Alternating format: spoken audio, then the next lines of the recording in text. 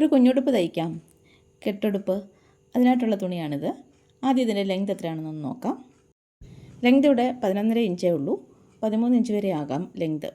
Width 20 inch. അത് നമുക്കിവിടെ ഒന്ന് മാർക്ക് ചെയ്യാം. കുഞ്ഞുടുപ്പിന് കോമൺ ആയിട്ടുള്ള ലെങ്തും വിഡ്ത്തും 20 ഇഞ്ച് വിഡ്ത്തും 13.5 ഇഞ്ച് ലെങ്തുമാണ്.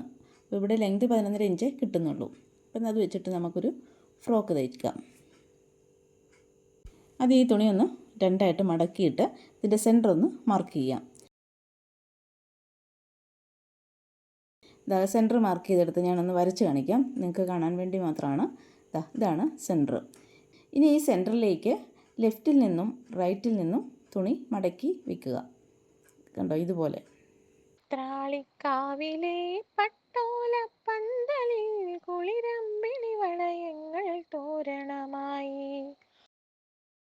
അതിനുശേഷം ഇങ്ങനെ എടുത്തിട്ട് മടക്കിയെടുക്കുക. കണ്ടോ, ഈ ഭാഗമാണ് ഓപ്പൺ വശമേ. കണ്ടല്ലോ.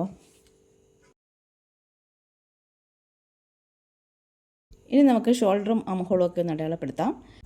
ഷോൾഡറും ആം ഹോളും 3.5 ഇഞ്ച് വീതമാണ് മാർക്ക് ചെയ്യുന്നത്. ത്രാളിക്കാവിലെ പട്ടോല പന്തലിൽ കുളിരമ്പിണി വളയങ്ങൾ തോരണമായി. ഇനി ഇതിനകത്ത് ഒരു 1/2 ഇഞ്ച് മാർക്ക് ചെയ്തിട്ട് നമുക്ക് ആം ഹോൾ കർവ് വരച്ചെടുക്കാം.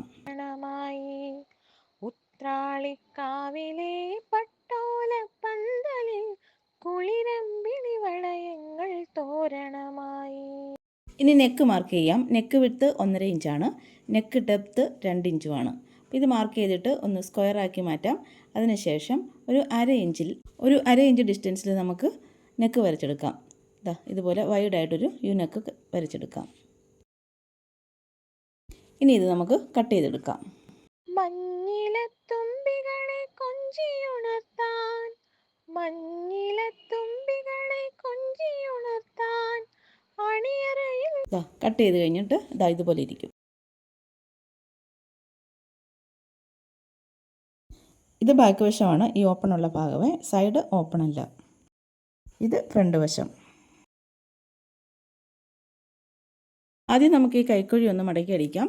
ഒന്ന് ചെറുതായിട്ട് മടക്കി വീണ്ടും ഒന്നുകൂടി മടക്കിയിട്ടാണ് നമ്മൾ സ്റ്റിച്ച് ചെയ്യുന്നത്. ഈ തുണി കണ്ടോ, ഇത് 1 ഇഞ്ച് വീതിയിലുള്ള തുണി കട്ട് ചെയ്തെടുത്താണ് നമ്മൾക്ക് ബാക്കിൽ വള്ളി വെക്കാനായിട്ട്. ഉത്രാളിക്കാവിലെ പട്ടോല പന്തലിൽ കുളിരമ്പിണി വളയങ്ങൾ. മുകളിലും നടുക്കുമായിട്ട് 2 വള്ളിയാണ് വെക്കുന്നത്. നമുക്ക് ആം ഹോൾ സ്റ്റിച്ച് ചെയ്തെടുക്കാം.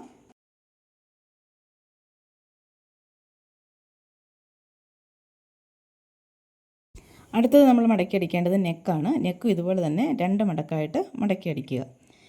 നെക്കും ആം ഹോളും നമ്മൾ മടക്കി അടിച്ചിട്ടുണ്ട്. അടുത്തതായിട്ട് നമുക്ക് ഷോൾഡർ ജോയിൻ ചെയ്യാം.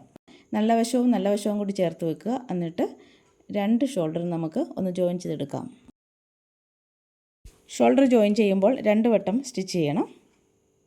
ഉത്രാളിക്കാവിലെ പട്ടോല പന്തലിൽ കുളിരമ്പിണി വളയങ്ങൾ. ഇനി അടുത്തത് നമുക്ക് സൈഡ് ഒന്ന് മടക്കി അടിക്കാം. ബാക്ക് വശത്തെ 2 സൈഡും ഒന്ന് മടക്കി അടിക്കണം. 2ആയിട്ട് മടക്കി. ഉത്രാളിക്കാവിലെ പട്ടോല പന്തലിൽ കുളിരമ്പിണി വളയങ്ങൾ തോരണമായി. മഞ്ഞിലത്തുമ്പികളെ കൊഞ്ചിയുണർത്താൻ. നമ്മൾ ആ 2 സൈഡും സ്റ്റിച്ച് ചെയ്ത് കഴിഞ്ഞിട്ടുണ്ട്. ഇനി നമുക്ക് ബാക്കി വെക്കാനായിട്ടുള്ള വള്ളി ഒന്ന് തയ്ച്ചെടുക്കാം. ലെഫ്റ്റിൽ നിന്ന് റൈറ്റിൽ നിന്നും തുണി മടക്കി സെൻറ്ററിലേക്ക് കൊണ്ടുവന്നിട്ട് നമുക്കത് സ്റ്റിച്ച് ചെയ്തെടുക്കാം. കണ്ടോ, കുളിരമ്പിണി വളയങ്ങൾ തോരണമായി. മഞ്ഞിലത്തുമ്പികളെ കൊഞ്ചിയുണർത്താൻ. 2 വള്ളി നമ്മൾ സ്റ്റിച്ച് ചെയ്ത് കഴിഞ്ഞു. ഇനി അടിവശമാണ് സ്റ്റിച്ച് ചെയ്യേണ്ടത്. അതും 2 മടക്കിൽ നമുക്ക് സ്റ്റിച്ച് ചെയ്തെടുക്കാം.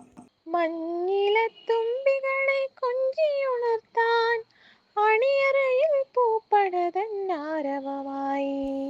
ഇനി നമുക്ക് ബാക്ക് വശത്ത് കെട്ടാനുള്ള വള്ളി സ്റ്റിച്ച് ചെയ്തെടുക്കാം.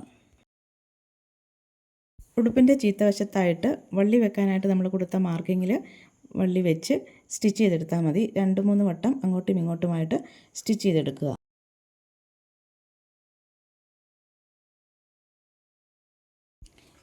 ഉടുപ്പ് റെഡി. കെട്ടാനുള്ള വള്ളി സ്റ്റിച്ച് ചെയ്തിട്ടുണ്ട്. ഷോൾഡർ ജോയിൻ ചെയ്തു. ആം ഹോള്, നെക്ക് ഇതെല്ലാം മടക്കി അടിച്ചു. പിന്നെ 2 സൈഡ് അത് മടക്കി അടിച്ചു. അടിവശം മടക്കിയടിച്ചു. ഇത്രയും കാര്യങ്ങളേ ഉള്ളൂ. കട്ട് ചെയ്യാനും സ്റ്റിച്ച് ചെയ്യാനും വളരെ എളുപ്പമാണ്. ഒന്ന് ട്രൈ ചെയ്ത് നോക്കൂ.